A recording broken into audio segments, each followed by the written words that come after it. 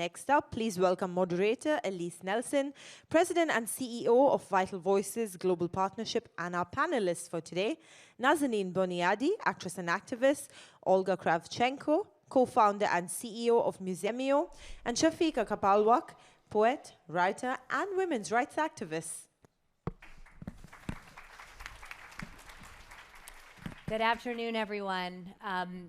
I think all of us would agree that our world is in crisis, whether it be Iran, Afghanistan, Ukraine, most recently, obviously, northern Syria and Turkey after the devastating earthquake.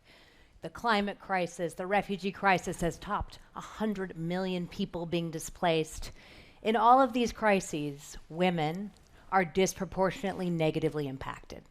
But I'll tell you what I have seen working with women leaders over the past 25 years across 185 countries is just like the women that you're going to hear from today. They are rising up. They are pushing back against a rising tide of authoritarian governments and actors. They are leading revolutions, and they are innovating in ways that center their community. So Nazanin, I want to start with you. It's been 7 months, of course, since the death of Mahsa Amini that really created the first revolution where women were both the spark and the engine. The first ever revolution, really led by women, young women.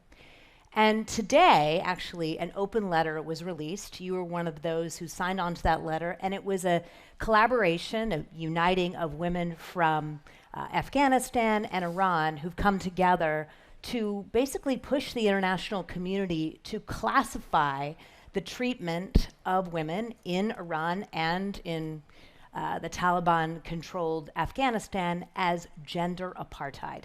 Can you talk a bit about that and also just give us a sense of what's going on inside the country? I mean, we're hearing about poisoning of schoolgirls. So even though maybe the protests have died down a bit, things are still going strong in terms of the pushback. That's exactly right. First of all, happy International Women's Day. It's an honor and a privilege to be here with you. Yes, 6 months ago, it's approaching 6 months now since the death of, the killing of Mahsa Amini, 22-year-old Mahsa Amini in custody in Iran for inappropriate hijab. And, you know, protests have been ongoing. And women have really been, as you said, the spark and the engine of these protests in a way that we haven't seen before. Of course, we've seen female-led uprisings, but the difference here is that the very spark, as you said, was the killing of a young woman. And then women led the charge, taking to the streets, taking their headscarves off, their mandatory veils off, not only waving them in protest as they'd done before, but setting them ablaze, dancing in the streets, cutting their hair in protest. And their courage was contagious. And what they've managed to do is galvanize Iranian society at large to understand the intersectionality between gender inequality and injustice and every other basic human right. And so it has become a pro-democracy movement. And what we're seeing in Iran is gender apartheid, because for the past 44 years, since the Islamic Revolution, the legal age of marriage for women was reduced first from 18 to 9.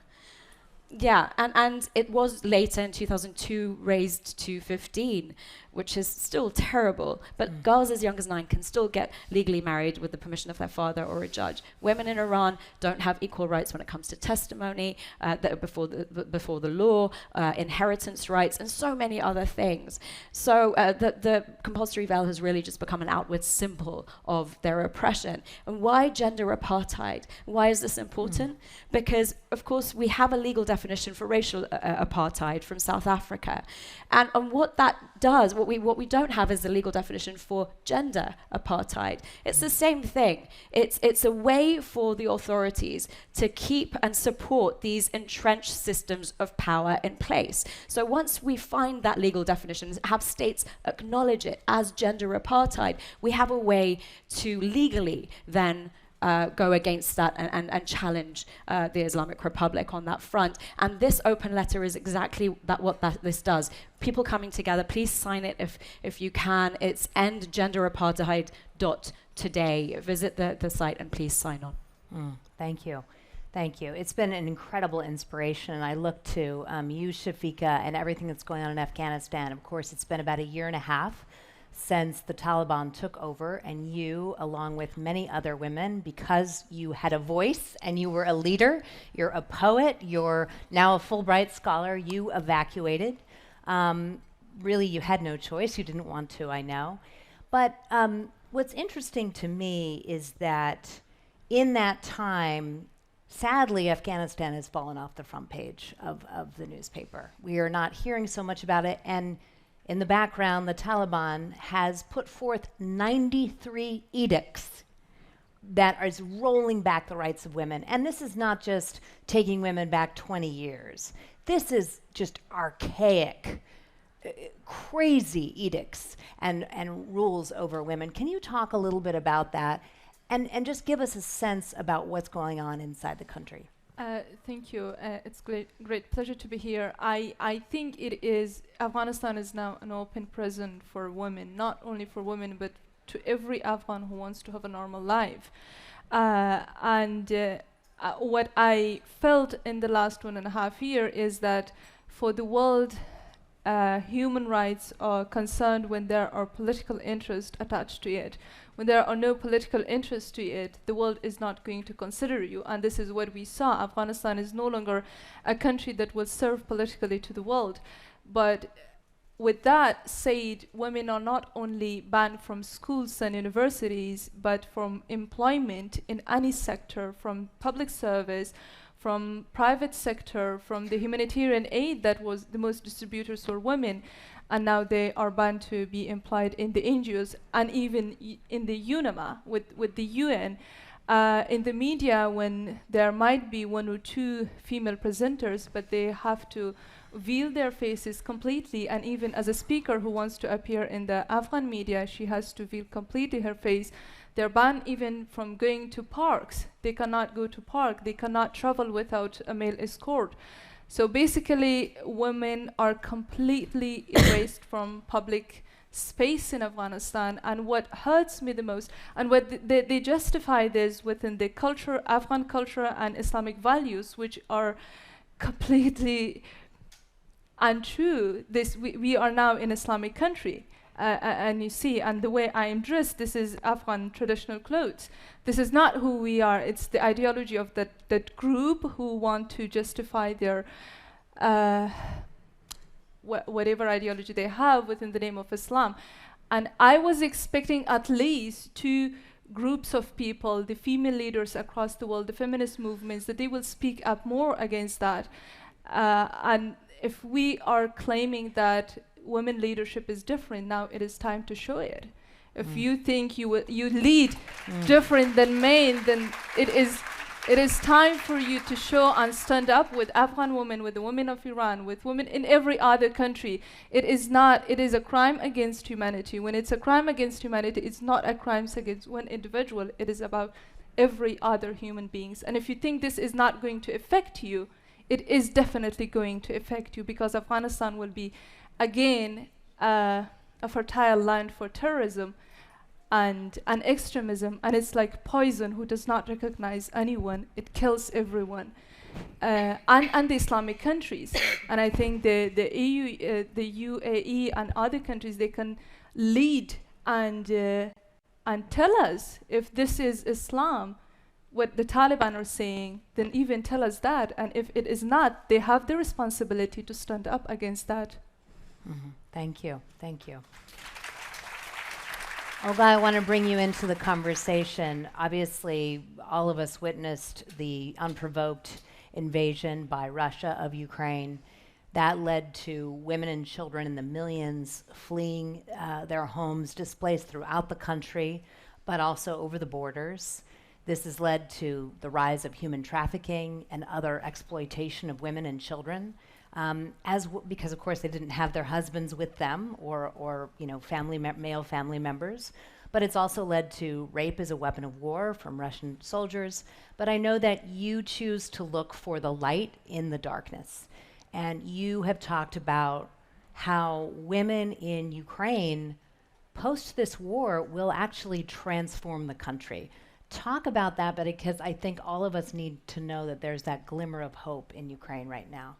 Absolutely. Right now, what we have around 8.1 million of Ukrainian refugees spread around the world, not including 10 internally displaced refugees. And out of this 8 million, 90% are women and children.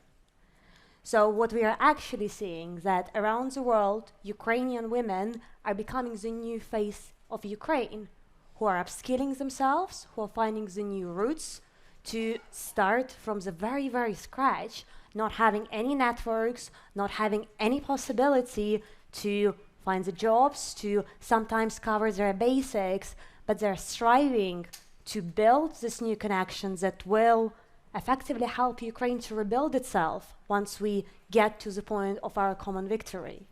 And what I see that once this beautiful day will arrive and we will celebrate the victory of democracy, because it's not just the fight of Ukrainians, it's the fight of the democratic world, we will see Ukrainian women at the forefront of the change, because they will bring all the knowledge, all the connections, all the know-hows accumulated from Europe, from US, from all over the world back home, because we really want to bring our country back to prosperity, and we will strive, because that's just a part of who we are. And it's I think an inspiration to everyone around the world to watch and see this. Nazanin, I want to turn back to you. Last year we worked together and with a coalition of other extraordinary Iranian women to basically remove Iran from the UN Commission on the Status of Women. Now, one might say, what is Iran doing on a body that sets norms about women's rights and empowerment? But sure enough, they got voted in a private vote onto the commission. We were successful in kicking them off. Why is that important, though? I mean, yes, this was an unprecedented thing. As you know, everyone told us this is never going to happen because there's no precedent for it.